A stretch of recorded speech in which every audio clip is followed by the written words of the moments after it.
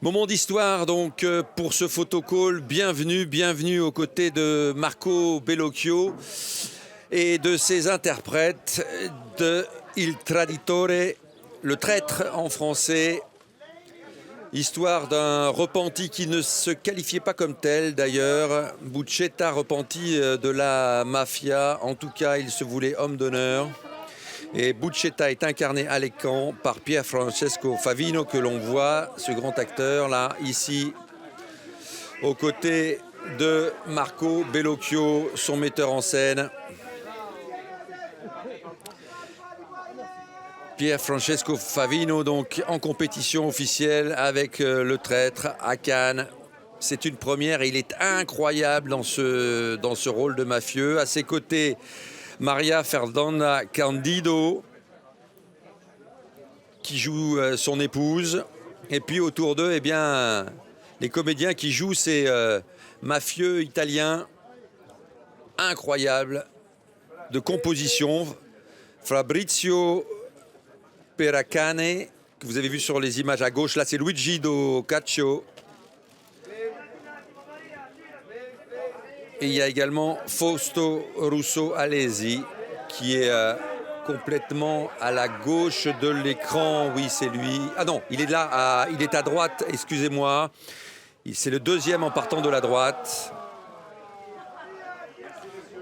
Voilà donc comédiens et comédiennes de ce film fort. Encore un film fort à Cannes, encore un film qui marque le Festival de Cannes, qui marque des points pour l'Italie cette fois-ci. Ah, c'est vraiment très très relevé cette année à Cannes. Marco Bellocchio, donc, qui revient en compétition officielle avec ce film parfaitement maîtrisé, tant dans la mise en scène que la reconstitution historique des procès de cet univers de la mafia qui n'est aucunement magnifié.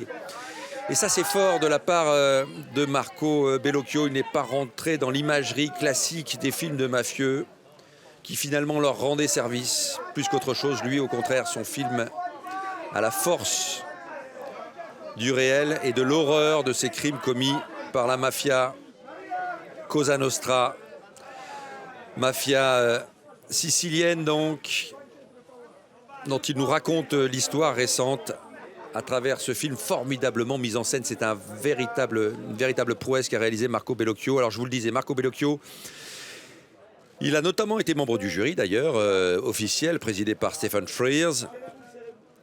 C'était la Palme d'Or de 4 mois, 3 semaines et 2 jours de Christian Mungiu. Il est venu, on s'en souvient, avec Il Gabbiano hors compétition, mais surtout Le Saut dans le vide en 1980. C'était le prix d'interprétation pour Michel Piccoli et pour Anouk Aimée que l'on a vu avec Claude Lelouch ici même à Cannes. Il est venu ensuite en 1984 avec Henri IV, Le Roi Fou. Il est revenu avec Le Diable au corps, un film qui avait marqué le Festival de Cannes en 1986, à la quinzaine des réalisateurs. Il est revenu ensuite avec Le Rêve du papillon dans la sélection Un certain regard. Le Prince de Hombourg, c'était en compétition et c'était en 1997. Le regard toujours vif, regard passionnant de ce cinéaste, Marco Bellocchio. La Nourrice en compétition, c'était en 99. Toujours des films très très différents, des thèmes différents. Il scrute le monde, il scrute la société italienne, il scrute les humains. Marco Bellocchio, avec énormément de finesse, de subtilité, d'intelligence. Le sourire de ma mère, c'était en compétition en 2002. Le metteur en scène de Mariage, c'était dans la sélection Un certain regard en 2006. Vincere, en compétition. Et je crois que c'est la dernière fois qu'il est venu en compétition, en 2009. Et 10 ans plus tard, il revient avec Le Traître, donc, après être passé par la quinzaine de fois. Et le voilà avec un autre créateur devant sa caméra.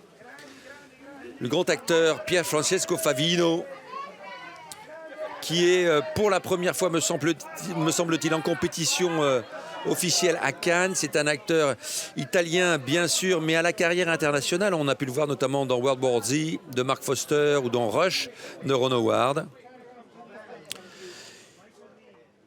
Il avait commencé sa carrière en 95 avec Pugili de Lino Capolicchio. On l'avait revu ensuite dans Correre contro Antonio Tibaldi, Correre contro. Il était déjà devant la caméra de Marco Bellocchio C'était en 1997 déjà, ces deux hommes se connaissent bien. C'était le prince de Hombourg. On l'avait vu, on s'en souvient, dans Juste un baiser de Gabriele Muccino. Voilà sa partenaire à l'écran, Maria Fernanda Candido.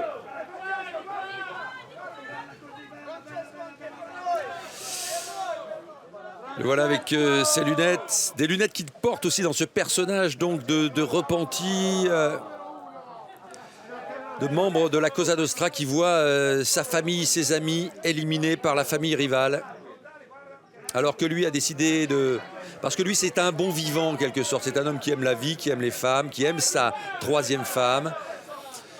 Et qui s'exile au Brésil, qui continue là-bas le trafic d'héroïne, bien sûr. C'est son métier. C'est un professionnel.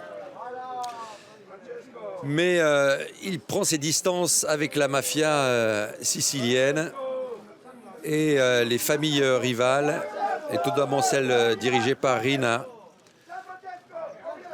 fait assassiner ses amis et sa famille. C'est vraiment l'homme qui porte ce film, même si les acteurs que j'ai pu vous présenter tout à l'heure, qui se retrouvent face à lui, sont aussi très très forts dans leur composition.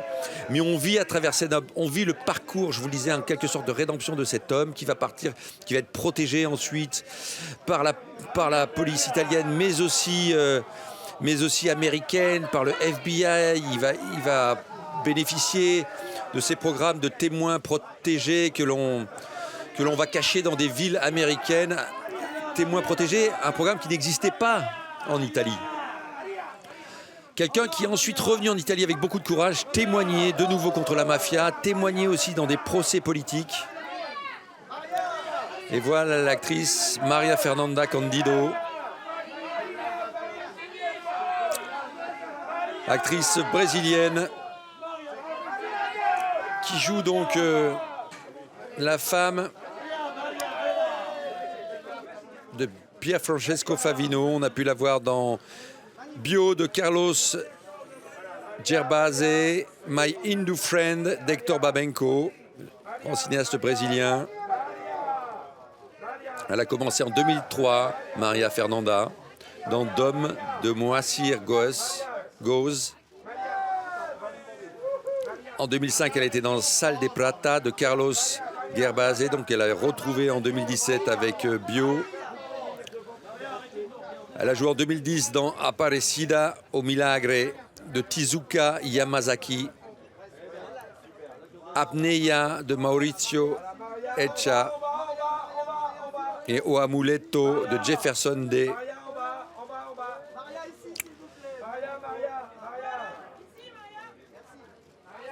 Et il y a aussi en filigrane une histoire d'amour et de fidélité. C'est la troisième femme de Maria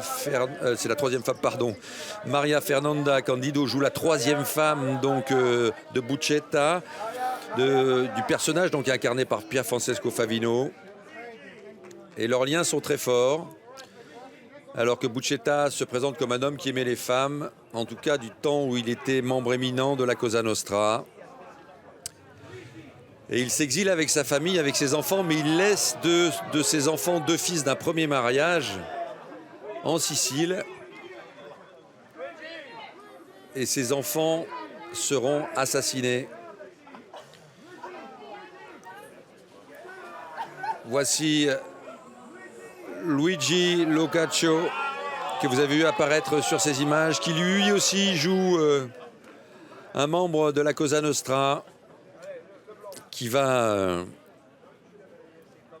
se retourner à un moment donné contre son organisation, surtout parce que cette famille, comme la famille de Buscetta, se fait décimer donc par le goût du pouvoir de Rina, qui réussit à corrompre à la fois les membres des autres familles et qui ne vit que pour le pouvoir, alors que le personnage de Buscetta lui affirme qu'il vit parce qu'il aime la vie. Et oui.